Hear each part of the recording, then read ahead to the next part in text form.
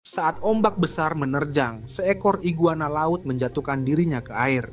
Ia meluncur dengan anggun, menyusuri kedalaman yang gelap dan sunyi. Namun, bagaimana bisa seekor reptil bertahan begitu lama di bawah air? Iguana laut memiliki trik luar biasa. Mereka bisa menahan napas hingga lebih dari 30 menit. Saat menyelam, detak jantung mereka melambat drastis, mengurangi konsumsi oksigen dan memperpanjang waktu di dalam air. Lidah mereka memiliki sensor unik membantu mereka mengenali alga terbaik untuk dimakan. Tapi air laut mengandung banyak garam yang bisa membahayakan mereka.